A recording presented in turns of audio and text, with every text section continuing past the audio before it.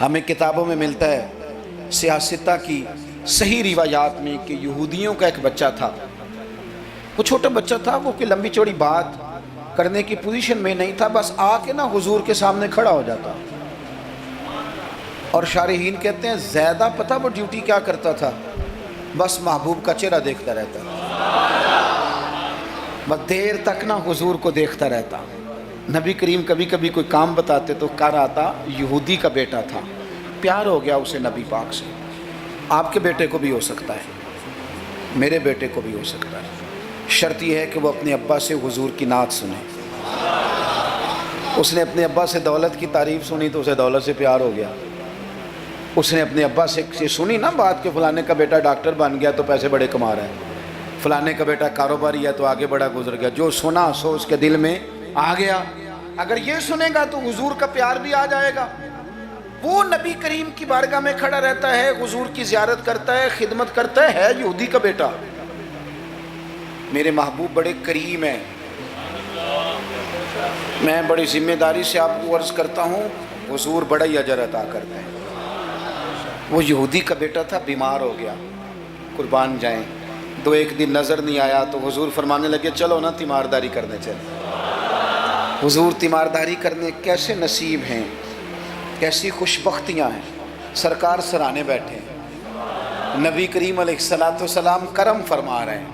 حضور کی وہ محبت دیکھی نا تو وہ غریب یہودی، اسے پتا تھا سرداروں کے طریقے کیا ہیں، اسے پتا تھا چودھریوں کے سلیقے کیا ہیں، اسے خبر تھی کہ خان ہو تو ان کے مہمان بھی کوئی خان ہی ہوتے ہیں، انہیں خبر تھی کہ عام لوگوں کا طرز حیات کیا ہے، لیکن وہ سمجھ گیا کہ میرے جیسے غریب کے بچے کی تیمارداری کرنے جو آئیں وہ دنیا دار نہیں، وہ اللہ کے سچے رسول ہیں۔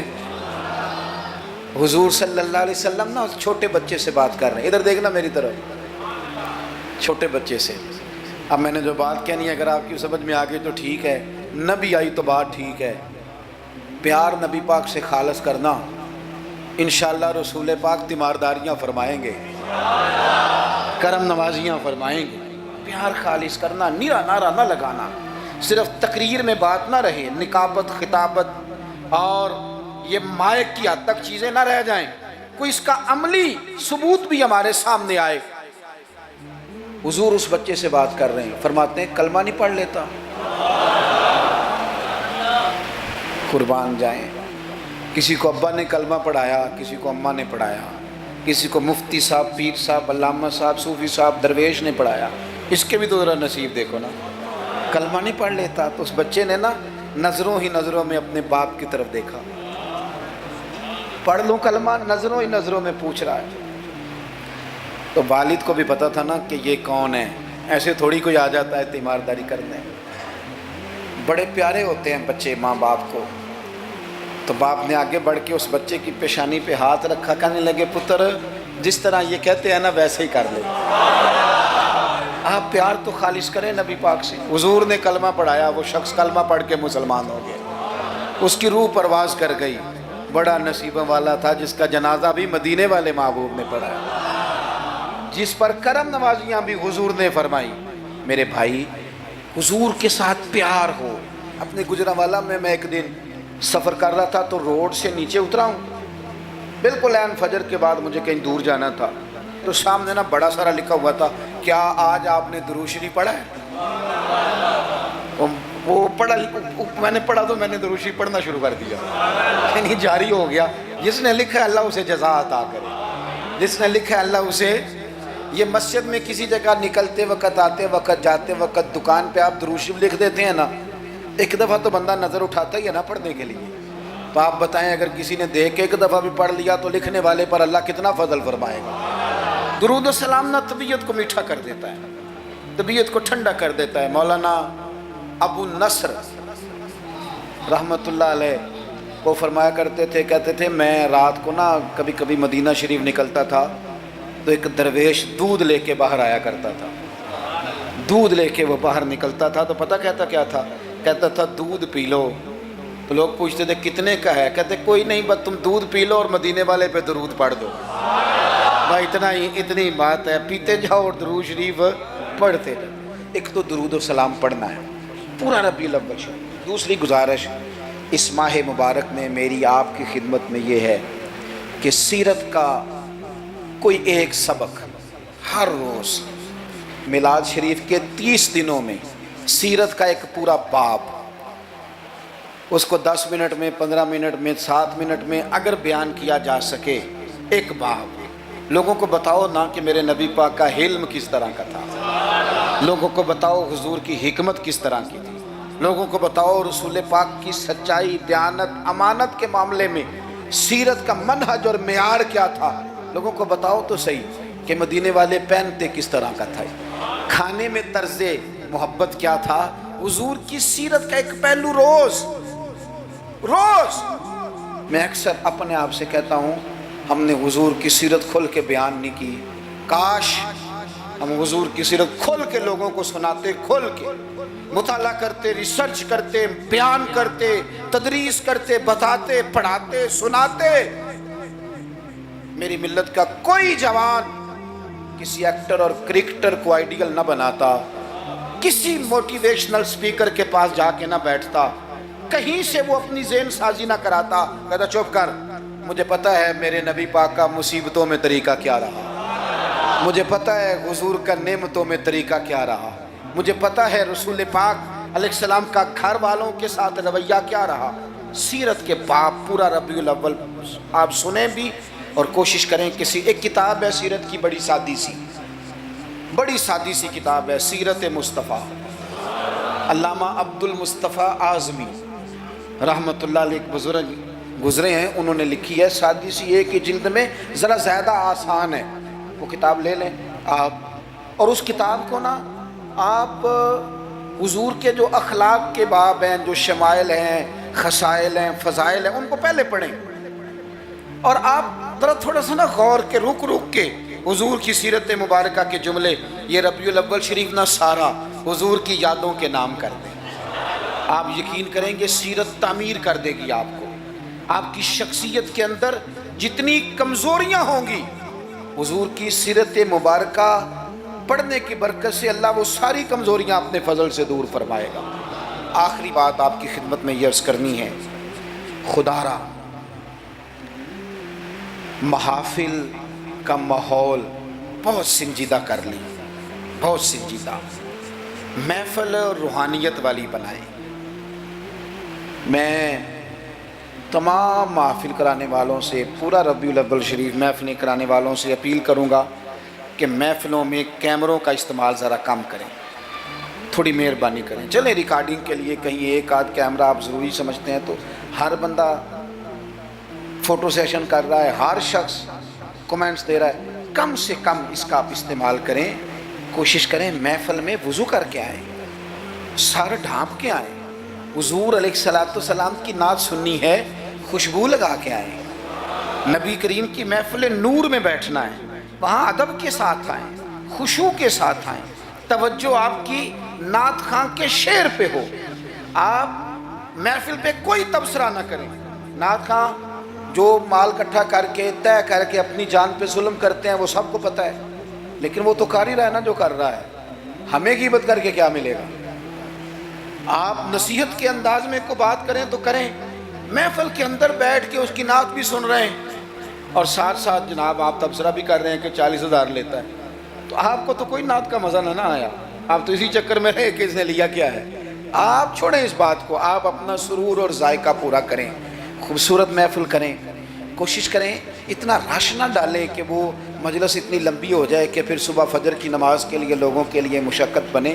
آپ 1-1.5 گھنٹے میں بڑا معقول پیغام، سونی نعت، ویسے بھی اگر آپ ایک آدھ نعت خاں کو دعوت دیں گے تو اس کا فائدہ آپ کو یہ ہوگا، میرے بھائی کے سٹیج پہ لڑائی نہیں ہوگی کہ پہلے میں نے جانا ہے اور میں نے 6 جگہ پہ جانا ہے اور میں تو آ گیا ہوں تو میرا شکر ادا کرو، یہ جان چھوٹی رہے گی آپ کی۔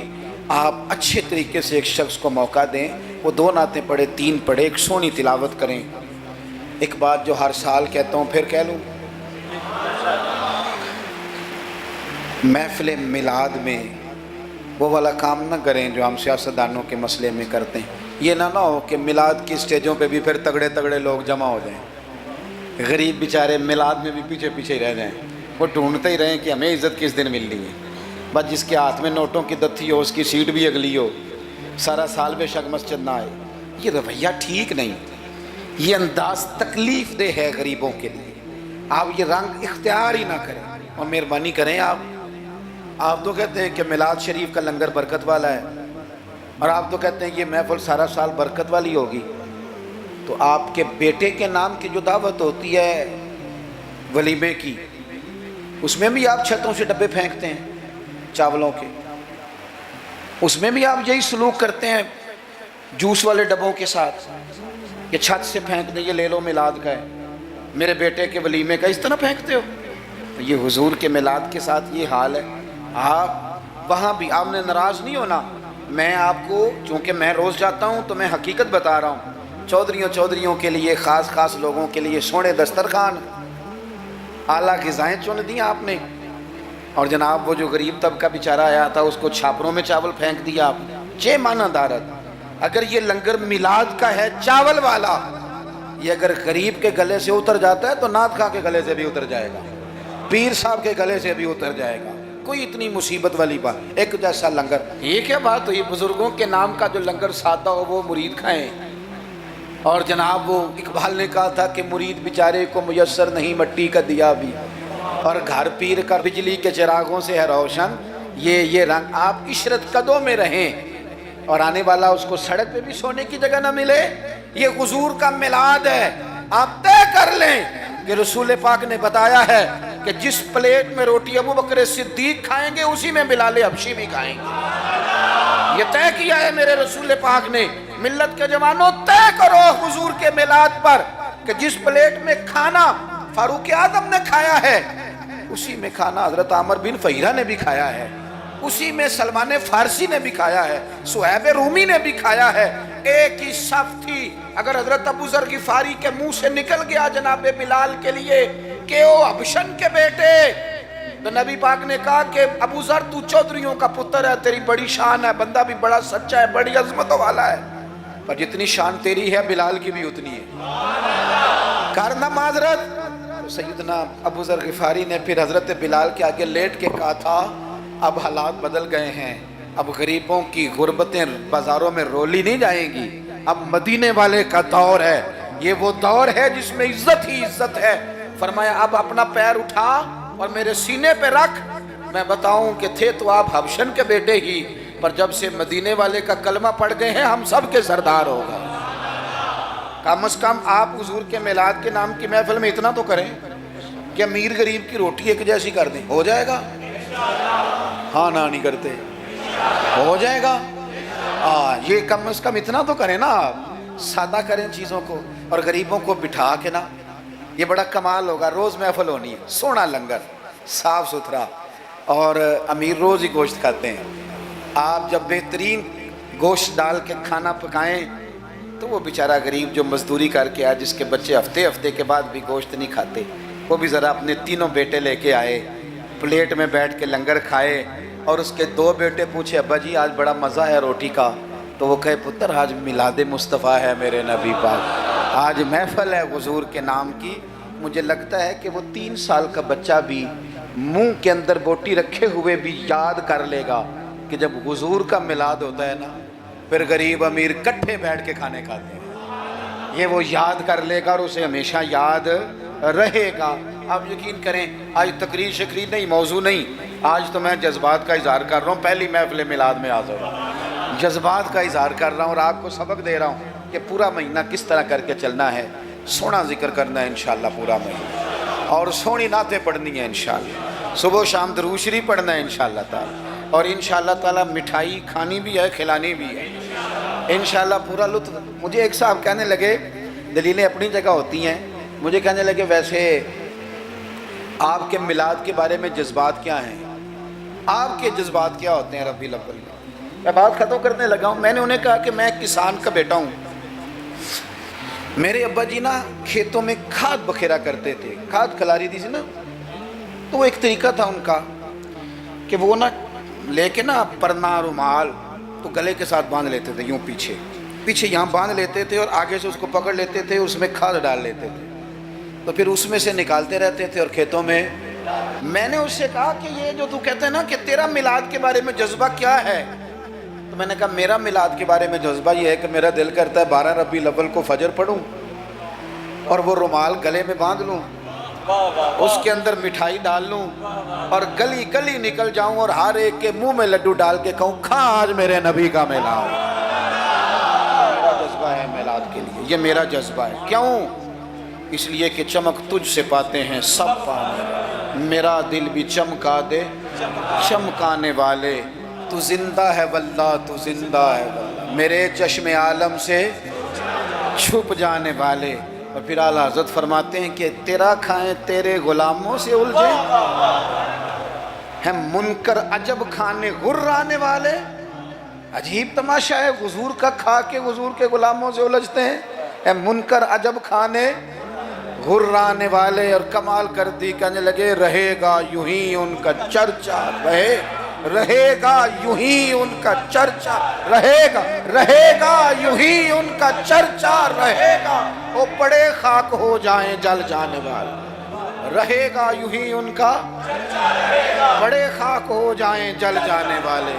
اور پھر فرماتے ہیں کہ ان کی مہک نے دل کے غنچے کھلا دیے، وہ جس راہ چل دیے ہیں کوچے بسا دیے ہیں، ان کی مہک نے دل کے غنچے کھلا دیے ہیں، جس راہ چل دیے ہیں کوچے بسا دیے ہیں۔ یاد رکھیے گا کہ انسان اللہ تبارک و تعالیٰ نے اسے کان دیے ہیں تو وہ کچھ سنے گا بھی، اللہ نے اسے آنکھیں دی ہیں تو وہ کچھ دیکھے گا بھی، رب تعالیٰ نے اسے زبان دی ہے تو وہ کچھ بولے گا بھی، اللہ نے اسے ذہن دیا ہے تو کچھ نہ کچھ وہ سوچے گا بھی۔ یہ جتنے اعضاء اس کے ان میں حرارت ہے، ان میں تازگی ہے، تو یہ سارے اعضاء کچھ نہ کچھ کرتے بھی رہتے ہیں۔ اگر وجود کے اعضاء اپنا کام صحیح طریقے سے کریں گے تو اجر پائیں گے، ورنہ قرآن مجید نے کہا ہے کہ آنکھوں سے بھی سوال ہوگا، کانوں سے بھی سوال ہوگا، زبان اور دل سے بھی پوچھا جائے گا۔ یہ ساری چیزیں صبح قیامت ان سے سوال جواب کیا جائے گا۔ یہ اعضاء جتنے ہیں یہ کچھ نہ کچھ کریں گے۔ میرے رب کریم نے نبی پاک صلی اللہ تعالیٰ علیہ وآلہ وسلم کی محبت ہم پہ ضروری قرار دے کے پتہ ہے ہمارے اعضاء کی ڈیوٹی کیا لگائی ہے؟ اس نے کہا تم اس طرح کیا کرو، جب دیکھا کرو نا تو محبوب کے جلوے دیکھنے کی کوشش کرو، اور جب تمہارا سننے کو دل کرے تو مدینے والے کی بات سنا کرو، اور جب تمہارا بولنے کو دل کرے تو پھر میرے محبوب کی نعت پر بات کرو۔ یہ اپنے اعضاء کو اس کام لگاؤ، یہ تمہاری محبت مصطفیٰ کریم علیہ السلام میں یہ چیزیں تمہارے لیے دلیل بن جائیں گی، یہ ایک نمونہ بن جائیں گی کہ حضور سے پیار ہے۔ نبی پاک علیہ السلام کا ذکر میری اور آپ کی نعت کا، تعریف کا محتاج نہیں۔ کیوں کہ رب فرماتا ہے وَرَفَعْنَا لَكَ ذِكْرَكَ، اے محبوب ہم نے آپ کے لیے آپ کے ذکر کو بلند کر دیا ہے، ہم نے آپ کے لیے آپ کے تذکرے کو بلند کر دیا۔ تو جن کے ذکر کو اللہ نے بلندی دے دی ہے اس پر کوئی شاعر نعت نہ بھی لکھے، کوئی اچھا نعت خواہ نعت نہ بھی پڑھے، معاذ اللہ کوئی مجمع نعت سننے نہ بھی آئے، تو حضور کا ذکر تو اللہ نے بلند کر دیا ہے۔ لیکن یاد رکھو کہ جب شعر حضور کی تعریف میں لکھا جاتا ہے تو شعر لکھنے والا اپنا کلام سوار لیتا ہے، اور جب محفل نعت میں لوگ آ کے بیٹھتے ہیں حضور کے نام پہ بیٹھتے ہیں، وہ کسی سیاسی جلسے کے لیے جمع نہیں ہوتے، وہ اپنے کسی دنیاوی مقصد کے لیے احتجاج کرنے جمع نہیں ہوتے، وہ حضور کی میلاد کے نام پر اکٹھے ہوتے ہیں۔ خلاق عالم کے فرشتے تو گواہی دیتے ہوں گے نا، یا اللہ دیکھ کے آئے ہیں ہم، وہ تیرے محبوب کے لیے جمع ہوئے تھے۔ نعت خوانوں کیا کمال ہو جائے اگر ہم نعت خوانی کے ساتھ مخلص ہو جائیں، تمہیں پتہ چل جائے گا جب صبح قیامت تمہاری اس نعت خوانی کا وزن ہوگا، تمہیں مزہ آ جائے گا۔ سب سے آگے آگے حسان بن ثابت ہوں گے، اور پھر یہ نعت خوانوں کی پوری لائن حضور کی بارگاہ میں جائے گی۔ تم اپنے آپ کو کیوں کمزور کرتے ہو چند ہزار پہ بیچ کے؟ میری ملت کے نعت خوانوں میں لا شریف آ گیا، نعت کے حسن کو سمجھو تو سیارو۔ سب سے آگے نعت خوانوں کی لائن میں حضرت حسان بن ثابت ہوں گے، اور قیامت تک جو حضور کی نعت پڑھنے والا ہوگا وہ سارے اس لائن میں ہوں گے. تمہیں پتہ ہے اس لائن میں کون کون ہوگا؟ ملا عبد الرحمن جامی بھی ہوں گے، سعدی شیرازی بھی ہوں گے. اس لائن کے اندر چلتے چلتے تمہیں ڈاکٹر علامہ اقبال بھی ملیں گے، تمہیں یہاں امام احمد رضا فاضل بریلوی بھی ملیں گے، تمہیں کہیں اسی طرز میں کلام کرتے نعت پڑھتے اعظم چشتی مرحوم بھی ملیں گے، محمد علی ظہوری بھی ملیں گے. تمہیں اس میں نعت پڑھتے پڑھتے کئی لوگ ملیں گے. کتنے نصیب والے ہو. اس لائن میں جاؤ گے جس لائن میں رسول اللہ کے غلام لگے ہوں گے. اعلیٰ حضرت کہتے ہیں یہ تیری زبان حضور کے لیے، حضور کے لیے، یہ اللہ نے بنائی ہے اپنے ذکر کے لیے، محبوب کریم کی نعت کے لیے. تو کیا کریں؟ اور یار سارا دن اس نے باتیں تو کرنی ہیں. اللہ جانتا ہے یہ باتیں کرنے کا دور ہے. چپ نہیں بیٹھتے. بعض لوگوں کو کہنا پڑتا ہے کہ چل یار کوئی 10 منٹ چپ بھی کر جا، کوئی ہمیں بھی موقع دے تھوڑا سا بولنے کا، اور کوئی تو تھوڑی سی سن بھی لے کسی کی. کہنا پڑتا ہے. اتنی جو باتیں کرتے ہو، اتنی جو خوش آمدیں کرتے ہو، تو اعلیٰ حضرت مشورہ دیتے ہیں، فرماتے ہیں ذکر ان کا چھیڑیے ہر بات پر، ذکر ان کا چھیڑیے ہر بات پر.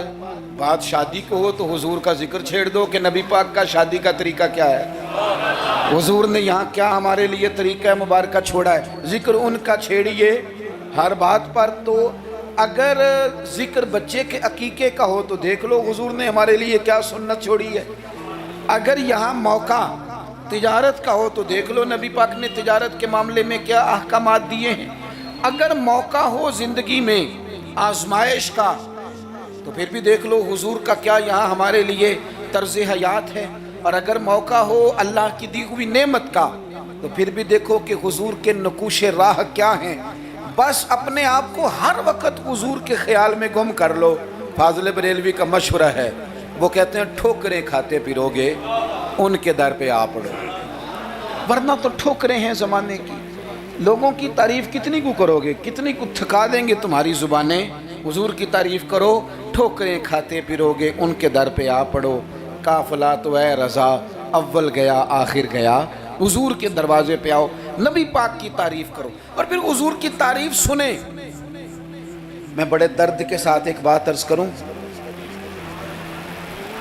میں بڑے درد کے ساتھ دکھی دل کے ساتھ ایک بات عرض کروں. میلاد کی محفلوں میں غریب لوگ رہ گئے. وہ امیرو، تم سیاسی جلسوں میں بڑے شوق سے جاتے ہو، تمہاری پجارو بھی جاتی ہے، اس پر کسی سیاستدان کا فوٹو بھی لگاتے ہو، جھنڈا بھی لگاتے ہو، بڑے خرچے کرتے ہو، جیبوں سے پیسے لگاتے ہو. کیا عجیب تمہاری منطق ہے. جس محبوب کے صدقے رب نے تمہیں سارا کچھ دیا ہے، اس محبوب کریم علیہ السلام کی محفل آئے تو وہ غریبوں کے حصے میں آتی ہے، وہ کمزوروں کے حصے میں آتی ہے، اور تم جا کر کے چرچے کرتے ہو ان کے. یاد رکھنا، سمجھ لینا، دنیا کا سب سے خوش قسمت شخص وہ ہوتا ہے جسے اللہ اپنے محبوب کی غلامی کے لیے پسند فرما لیتا ہے. یار اس طرف تم توجہ ہی نہیں کرتے. حضور کا ذکر سنو، ذوق سے نعت سنی جائے. نعت نہ پڑھنے سے زیادہ سننے سے تعلق رکھتی ہے. نعت خاں اللہ کے فضل سے بڑے ہیں. ہمارے اس شہر میں بڑے بڑے اچھے نعت خاں آپ کو مل جائیں گے، بڑے ہیں، لیکن نعت سننے والے. چلیں ناراض کسی نے ہونا ہے تو وہ ہو جائے. جو بڑی بڑی محفلیں کرانے والے لوگ ہیں ان میں سے بھی اکثر احباب ایسے ہیں جنہیں محفل کرانی آتی ہے، نعت سننی نہیں آتی. محفل کرانا اور ہے، نعت سننا یہ سننا ایک کمال ہے. اب میں جو اگلی بات کروں گا وہ شاید آپ کے لیے اور زیادہ خوشی کا باعث بنے. نعت پڑھتے صحابہ تھے، سنتے مدینے والے محبوب. آپ سننے کا درجہ تو دیکھیں نا، کتنا معاملہ منفرد ہے. حضور کے ذکر کو سننا، نبی پاک کی بات کو. یہ منافقوں کا طریقہ تھا کہ حضور کی بات جب ہوتی تھی، نبی پاک جب بات کرتے تھے تو وہ کھیل کود میں لگ جاتے. حضور کی بات نہ سنتے، سننے نہ دیتے تاکہ کسی پہ اثر نہ ہو جائے. مومن کیا کرتا ہے؟ اعلیٰ حضرت فاضل بریلوی یہاں بھی سبق پڑھاتے ہیں. وہ کہتے ہیں عرش پہ تازہ چھیڑ چھاڑ، ابھی تازی تازی باتیں چھڑی ہیں نبی پاک کی عرش پہ. ابھی فرشتوں نے نیا کلام چھیڑا ہے حضور کا. کہتے ہیں عرش پہ تازہ چھیڑ چھاڑ اور فرش پہ طرفہ دھوم دھام. وہاں حضور کا ذکر چھڑا ہوا ہے اور یہاں تو دھوم مچی ہوئی ہے، غلاموں نے مچائی ہے. عرش پہ تازہ چھیڑ چھاڑ، فرش پہ طرفہ دھوم دھام، بس کان جدھر بھی لگا یہ تیری ہی داستان ہے. میں عرض کروں، ادھر دیکھو میری طرف. میری ملت کے جوانوں، ہماری زندگیاں کمزور ہیں، ہمارے ذمہ بڑے سارے حقوق ہیں. بوڑھے ماں باپ کے جھریوں والے چہرے ہمیں بڑا پریشان کرتے ہیں. کئی گھروں میں بہنیں ہیں، وہ آتے جاتے ان کے دبٹے کا وقار برقرار رہے، یہ ہمارے دلوں میں خواہشات چمکتی ہیں. بیٹی چھوٹی سی بھی آنگن میں دوڑ رہی ہو تو باپ نہ چھوٹی بیٹی دیکھ کے بھی کہتا ہے اللہ نصیبہ اچھا کر دو، اللہ اس پہ رحمت کرنا. اسے زمانے کی ہمارے ذمہ ڈیوٹیاں ہیں، ان ڈیوٹیوں کے لیے نا ہم اپنے گھر سے نکلے ہوئے ہیں. کوئی مزدوری کرتا ہے، کوئی محنت کرتا ہے، کوئی ادھر جاتا ہے. اس رستے میں نا ہمارا کئی لوگوں سے واسطہ پڑتا ہے. کچھ ہم سے اپنے قصیدے پڑھواتے ہیں، کچھ تعریفیں کرواتے ہیں، کئی جھوٹ بلواتے ہیں. کئی کہتے ہیں تو یہ والا کام کر پہ نوکری مل جائے گی، کئی کہتے ہیں تو میرے ساتھ لگ جا، تو کہہ کہ میں بڑا اچھا آدمی ہوں تو شاید میں تجھے کسی یورپ کے ملک کا ویزا دلا دوں. یہ جھوٹے ہیں سارے، یہ جھوٹی تعریف کرائیں گے، تیری زبان کو دھوکے کا عادی کر دیں گے، تیرے مزاج کے اندر ایسی چیزیں بھر دیں گے جو تیرے لیے نقصان کا باعث ہوں. یہ تجھے پتلی کا تماشا بنا دیں گے، ریموٹ کنٹرول بنا دیں گے. یہ دنیا تھکا مارتی ہے، یہ اتنا دیتے نہیں جتنا پریشان کرتے ہیں. یاد رکھو یہ ساری چیزیں دھوکہ ہیں. دنیا میں ایک دروازہ ایسا ہے جس کی تعریف کرو نا تو دنیا بھی آخری حد تک ملتی ہے، اور آخرت میں تو خدا پھر فضل ہی بڑا فرمائے گا. اور وہ دروازہ ہے مدینے والے محبوب کا، وہ نبی کریم کا دروازہ ہے. حضور کی جو تعریف ہے نا، جو نبی پاک کی چوکھٹ کی تعریف کرنے والے ہیں، حضور کے دروازے کی جو تعریف کرنے والے ہیں نبی پاک کی، ان میں سادے سادے لوگ بھی ہیں. مجھے نہیں پتا کہ زیادہ سریلا نعت خواں کون ہے، مجھے نہیں پتا آج کل زیادہ ریٹ کس کا ہے، میں نہیں جانتا. لیکن ایک بوڑھی سی اماں مدینہ شریف میں، سادی بالکل اور ان پڑھ بھی جملے پنجابی کے بھی ٹھیک نہیں ادا کرنے آتے. میں حضور کی بارگاہ کی حاضری دے کے آ رہا تھا تو بالکل باہر نہ مسجد نبوی شریف کے جنگلے سے باہر نکل کے وہ بوڑھی اماں، سادے سے کپڑے، پنجاب کی تھی، کسی گاؤں کی تھی، اور عمر بھی بہت زیادہ تھی. اس کے سادے سے جملے، وہ دور بیٹھ کے نا، چونکہ قریب تو خواتین کا آنا درست ہے بھی نہیں اور وہ آنے بھی نہیں دیتے، پیچھے باہر ہم نکلے بازار میں تو وہاں نہ شاید کسی کا انتظار کر رہی تھی. بچے نے وقت دیا ہوگا کہ اماں تو یہاں بیٹھ جانا تو میں آ جاؤں گا، تو وہاں بیٹھی تھی. چلیں میں نے بھی بہت سارے نعتیں سنی ہیں الحمدللہ، سنتے رہیں گے جب تک زندہ ہیں. پر اس بوڑھی اماں کے نا دو جملے، دو فکرے، پھٹ گیا میرا کلیجہ اور کئی دن میں روتا رہا. وہ اپنے لب و لہجے میں نا، اپنے انداز میں، سادے کپڑے اس کے اور سادہ پرانا دوپٹہ، اور زمین پہ اسی طرح بیٹھی تھی جس طرح غریب لوگ بیٹھ جاتے ہیں روٹی کھانے کے لیے، مزدور بیٹھ جاتے ہیں. پتہ کیا کہہ رہی تھی؟ نعت کیا پڑھ رہی تھی؟ کیا اس کا انداز تھا نعت پڑھنے کا؟ وہ کبھی دیہاتوں میں سادی عورتیں جس طرح بات کرتی تھی، ہماری بوڑھی مائیں اس طرح وہ بات کر رہی تھی، اور اشارے کر کے نا مدینے کے در و دیوار کی طرف اپنا مزہ پورا کر رہی تھی. کہہ رہی تھی ویکھو نہیں ویکھو. اس کا لہجہ ہے، ادھار لے کے بات کر رہا ہوں، اس کا لہجہ ہے، اس کی بات ہے.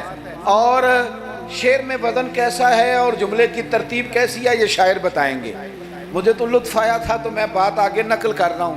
وہ کہہ رہی ہے اور وہ مطلب عوام کو متوجہ نہیں کر رہی، وہاں تو ہے ہی کوئی نہیں، اکیلی بیٹھی ہے، اپنا ذوق پورا کر رہی ہے. اور لگتا ہے کہ وہ نا، مجھے یوں لگتا ہے کہ جیسے نا وہ حور و غلمان کو متوجہ کر کے کہہ رہی ہے، اور اس کی آنکھوں میں آنسو ہیں. تھوڑی دیر اتنا روتی ہے کہ آواز بھر آتی ہے اس کی، پھر دوبارہ بات شروع کرتی ہے، پھر اپنے پلو سے آنسو پہنچتی. کہتی کیا ہے؟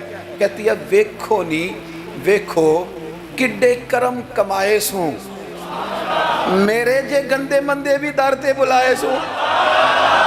اب ਵੇਖੋ ਨਹੀਂ ਵੇਖੋ ਕਿੱਡੇ ਕਰਮ ਕਮਾਏ ਸੋ अब मेरे जे गंदे बंदे भी दर ते बुलाए सो थोड़ा चज जाना चाहिए हुजूर से प्यार करने का थोड़ा ना चज जाना चाहिए थोड़ा तरीका होना चाहिए उसके लिए महंगी महफिल की ज़रूरत नहीं उसके लिए ज़रा ज़ौक़ की ज़रूरत है उसके लिए मेरे पास ना मैं छोटा आदमी हूँ लेकिन कम से कम 100 मुझे रोज़ पैगाम मिलते होंगे कि पीर साहब टाइम चाहिए पीर साहब टाइम अब तो मैं कई दफ़ा इतना मजबूर हो जाता हूँ कि सोचता हूँ यार मैं छोटा आदमी हूँ ये मसलन क्या किस हद तक इंसान जो है वो चलेगा